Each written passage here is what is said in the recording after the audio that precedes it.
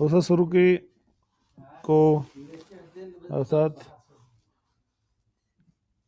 वृंदा देवी को जो है उन्होंने मतलब भगवान ने जलंधर नामक असुर को हम्म, हम्म,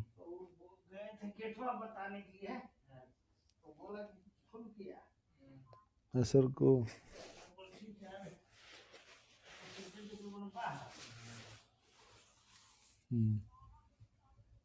जो असुर था जलंधर नामक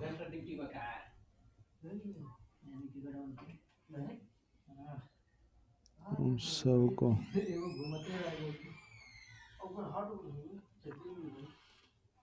उनका जो है संग किया और संग करने के साथ साथ जो है जैसे ही वो असुर गया युद्ध करने के लिए जलंधर नामक, उसको जो है शिव जी के द्वारा मार दिया गया, अर्थात भोलेनाथ जी ने उनका वध कर दिया इस तरह से। फिर जब वृंदा देवी को पता लगा कि भगवान विष्णु ने मेरे पति को इस तरह से जो है अर्थात धोखे से मेरे पति नहीं थे, ये तो भगवान विष्णु थे, तो उनको बड़ा दुख लगा और उन्होंने कहा कि ये तो गलत है, आपने मेरे साथ में छल किया है। तो भगवान से कहा कि आपका हृदय पत्थर का है, आपके हृदय में दया नहीं है, आपका हृदय पत्थर कैसे हो सकता है। जब इस प्रकार से भगवान से कहा कि आप पत्थर के हो जाओ, तो भगवान ने पत्थर का होना स्वीकार कर लिया था। शालिग्राम में भगवान जो है एक अवतार भगवान ने लिया शालिग्राम जी के रूप में, तो भगवान शालिग्राम जी के रूप में आ गए। जब शालिग्राम जी के रूप में भगवान आ गए और उन्होंने इस प्रकार से जो है इसको स्वीकार किया शालिग्राम जी के अवतार के रूप में, तो अभी से ही जो है एक प्रतिवर्ष जो है एक ये परंपरा चल गई कि भगवान का कहते हैं ना, भगवान का एक शालिग्राम रूप प्रकट हो गया। तो शालिग्राम जी का जो रूप प्रकट हुआ और तुलसी कहाँ पर प्रकट हुआ, गंडकी नदी नेपाल में, वहाँ पर आज भी जो है शालिग्राम जी मिलते हैं गंडकी नदी में। तो वो शालिग्राम का जो जगह है, वो स्थान है जहाँ भगवान का शालिग्राम रूप मिलता है। साथ ही साथ वृंदा देवी, भक्ति देवी, तुलसी महारानी का भी जो है क्या हो गया, उनका भी वही स्थान सेम जहाँ पर उनको मिले ये भगवान के स्वरूप के बारे में, तो उनका विवाह माना जाता है। तो आज ही के दिन तुलसी शालिग्राम विवाह माना जाता है कार्तिक पूर्णिमा के अवसर पर। तो ये लीला है पहली जो बताई हमने कि भगवान की रासलीला भी कार्तिक पूर्णिमा के ही दिन हुई थी, जिसमें भोलेनाथ जी भी आए थे। ब्रज में शिव दर्शन को आयो, शिव गोपी वेश बनायो। शिव जी ब्रज में दर्शन को आए और जो है गोपियों ने शिव जी ने भी गोपी वेश बनाया, तब उनको प्रवेश मिल पाया है लीलाओं में, यानी कि ब्रज में के रास लीला में। तो रास लीला में कोई कोई सामान्य स्त्री नहीं थी, बल्कि वे सब के सब महर्षि बड़े ऋषि मुनि थे, जो सब इच्छा करके आए थे भगवान के इस महान लीलाओं में भाग लेने के लिए। तो इन सब लीलाओं में भाग लेने के लिए भगवान के महान जो भक्त आए हैं वो भी सब बधाई के सब के सब मान थे। दूसरा हमने बताया तुलसी शालिग्राम विवाह कि असुर का वध किया जलंधर नामक का, भगवान ने जा करके जो पतिव्रता थी तो उनका संग किया जलंधर रूप में, जब भगवान आए बन करके पति। बाद में पता लगा तो कि जब उनके पति का वध कर दिया भोलेनाथ जी ने युद्ध में, तो कि भाई ये तो विष्णु थे, तो उन्होंने श्राप दिया कि आपका हृदय में दया नहीं है, आप पत्थर हृदय हैं। तो भगवान ने कहा ठीक है। भगवान ने वृंदा देवी की बात को स्वीकार करते हुए भगवान ने जो है एक अवतार लिया, और वो अवतार क्या कहलाया, शालिग्राम अवतार। पत्थर के रूप में भगवान होते हैं, और जो है अलग अलग लोग गंडकी नदी नेपाल में जो पत्थर पाए जाते हैं, तो वहाँ पर भगवान ने जो है का ये शालिग्राम अवतार हुआ। अगला हमने बताया था कि निम्बार्काचार्य जी का भी जो है कार्तिक पूर्णिमा के दिन ही क्या हुआ था, आविर्भाव हुआ था। उत्तरायण दिवस से उनको प्रकट हुए थे और इन 13वीं शताब्दी के आसपास माना जाता है। और जो है इनका जन्म जो वर्तमान में जो आंध्र प्रदेश है वहाँ पर हुआ था। आंध्र प्रदेश में इनका जो जन्म हुआ। इनके पिता अरुण ऋषि, माता जो है जयंती थी। बाल्यकाल से ये बहुत ही जो है मतलब समय चंचल थे और नियमन राम रखा गया। ब्रज में आकर के ही जल्दी इन्होंने आके भजन किया। ब्रज में बहुत जल्दी प्रसिद्ध हो गए। बताया था कि एक बार एक संत आए थे घर में, और जब घर में वो संत आए थे तो उन्होंने मतलब वो एक दिवा भोजन, दिवा भोजी मतलब हो जाए दिन में ही भोजन करता है, लेकिन बात करते करते रात बीत गई, जाने लगे। फिर उन्होंने क्या किया, सूर्य गति को रोक दिया, नीम के ऊपर चढ़ करके सूर्य देव को डूबने नहीं दिया, रोक दिया। तो नियमन इस तरह से अर्क मैंने सूर्य नीम के पेड़ पे चढ़ के सूर्य को, तो नाम पड़ा निम्बार्काचार्य। नीम और अर्क, निम्बार्क का आचार्य। तो इस तरह से इन्होंने जो है निम्बार्क जो संप्रदाय है उसमें जो है बता कि भगवान जो है सर्वव्यापी है, ब्रह्म है, वे सब हमारी आत्मा का कल्याण करने वाले परम पिता परमात्मा है, यही भगवान के जो है।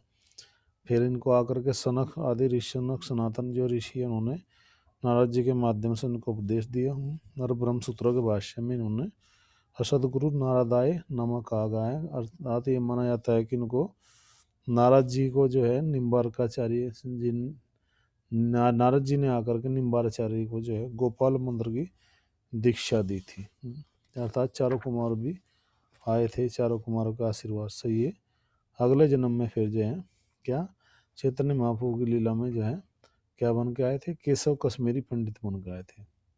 अगले जन्म में बहुत विद्वान बने और फिर इनको जो है जब ये आए थे नवद्वीप में तो भगवान ने फिर इनको खेल खेले में परास्त कर दिया था। फिर इनको जो है सरस्वती देवी के भक्त थे, देवी सरस्वती ज्ञान की देवी के, विद्या देवी के, तो इनको परास्त कर दिया था। क्यों परास्त कर दिया था? क्योंकि उस समय नवद्वीप एक बहुत बड़ा शिक्षा केंद्र माना जाता था जगत में।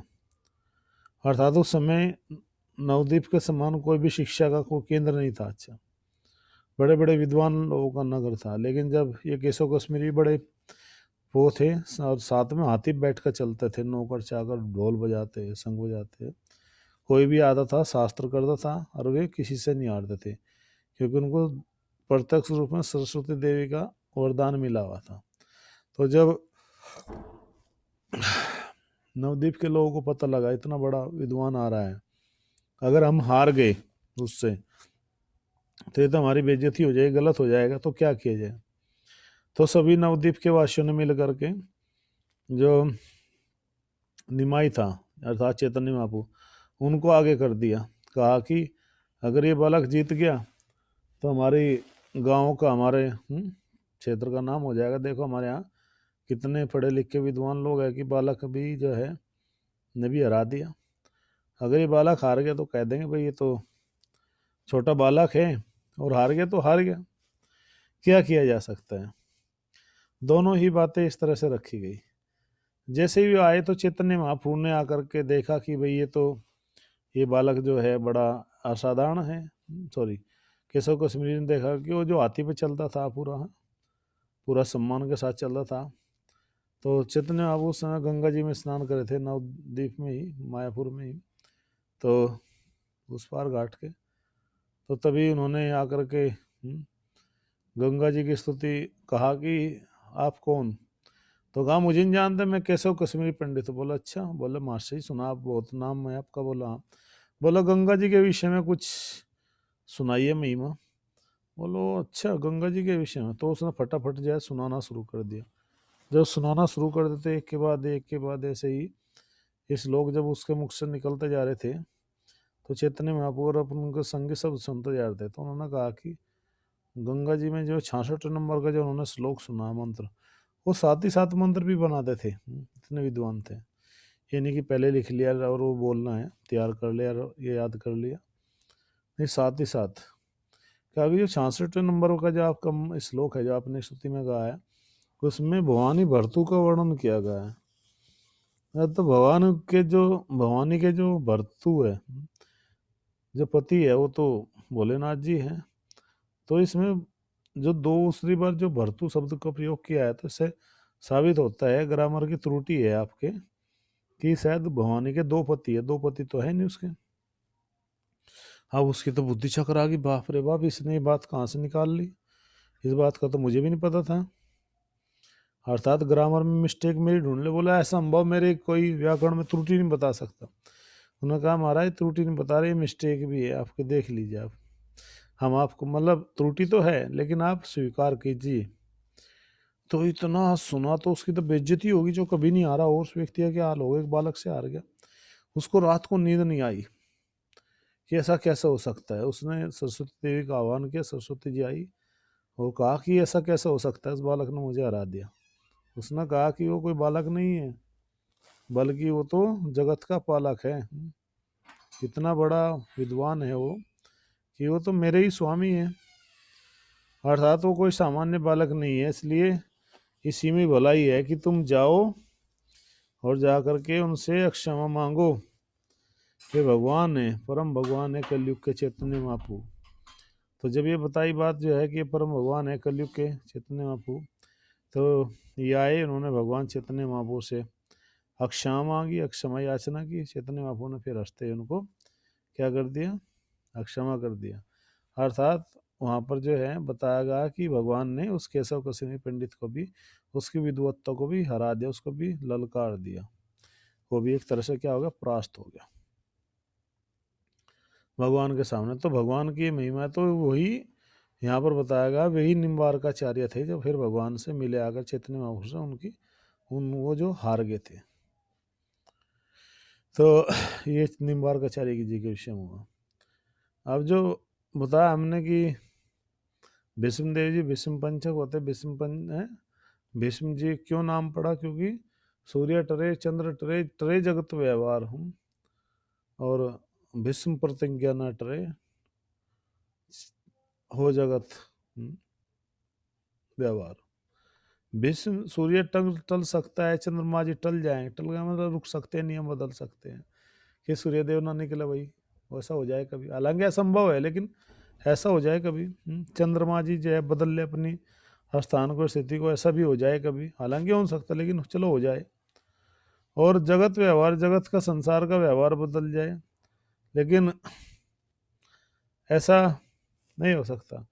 लेकिन भीष्म प्रतिज्ञा नहीं टल सकती, चाहे जगत का कुछ भी हो जाए संसार का, लेकिन भीष्म ने जो प्रतिज्ञा ले ली है भीष्म देव जी ने, वो कभी नहीं टल सकती। ये बातें क्या बताई गई है, ये सब बातें इस दृष्टिकोण से बताई गई। तो हम इस प्रकार से इन दृष्टिकोण से समझते हैं। भीष्म देव जी ने फिर जो उपदेश दिया, महाभारत के युद्ध के बहुत बड़े महान नायक है। 5 दिन तक उनका पंचक होता है, क्योंकि सूर्य उत्तरायण दिशा में जाता है, तभी अपने देह का त्याग कर सकते थे, कि उनके पिता ने जो है उनको क्या दिया था, वरदान दिया था, इच्छा मृत्यु का। तो महाभारत के युद्ध के पश्चात जब वे घायल हो गए थे अर्जुन के बाणों से, तो फिर उन्होंने बहुत सुंदर पांडवों को उपदेश दिया था। भगवान ने पांडवों को भेजा था भीष्म पितामह के पास में। जब भीष्म पिता के पास भेजा था, तो भीष्म पितामह ने बहुत सुंदर धर्म का, शास्त्रों का, ज्ञान का सब उपदेश दिया। और भीष्म पितामह के जो है उपदेश, जो राजनीति भी थी इनमें है, राजा की नीति कैसे होनी चाहिए, एक राजा को कैसे अपनी राज्य के प्रजा का पालन करना चाहिए, नीति कैसी होनी चाहिए, संसार क्या है, धर्म क्या है, मोक्ष की कैसे प्राप्ति कर सकते हैं क्षत्रिय, सब कुछ करते हुए भी, सब कुछ रहते भी, वो भगवान का कैसे नाम ले, कैसे भजन करे, और पूरे मानव जाति की जो है, मानव समाज की वो रक्षा कर सके। और अंत में जो मोक्ष है, जो 4 पुरुषार्थ है मानव जीवन के, जिसमें जो है धर्म अर्थ काम मोक्ष, मोक्ष का क्या सिद्धांत है, जो ये पूरा वर्णन जो है महाभारत में भीष्म पर्व में जो है पूरे उपदेश है भीष्म देव जी के, तो वो सब के सब बताए गए हैं। उन सबको हमें कभी समय निकाल करके बड़े ध्यान से पढ़ना चाहिए। फिर जो है 5वें दिन उन्होंने क्या कर दिया, उत्तरायण कर लिया था। उन्हीं की जो है भीष्म पितामह जी की कृपा लेने के लिए भक्त लोग क्या करते हैं कि ये भीष्म पंचक का पालन करते हैं। विषम पंचक का पालन जो है बताया 3 तरह से होता है।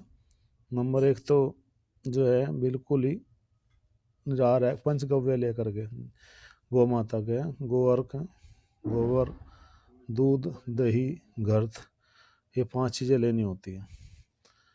अगर कुछ लोग जो है इसको फल के रूप में एक टाइम फल लेकर के, तीसरा होता है एक समय आप प्रसाद लेकर के भी कर सकते हो। तो विषम पंचक की अलग अलग विधियां हैं जो सब हम क्या कर सकते हैं, मतलब स्वीकार करते हैं, भक्त लोग उसका पालन भी करते हैं, व्रत भी करते हैं। आज किसी माता जी का था तो उन्होंने आज जो है सबको प्रसाद खिलाया।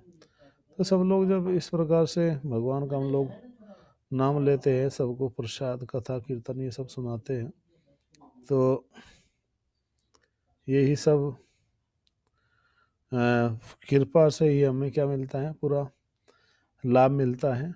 और ये कार्तिक पूर्णिमा इस रूप में मनाई जाती है। आज के दिन फिर जो है दीपदान सब कुछ हो जाता है।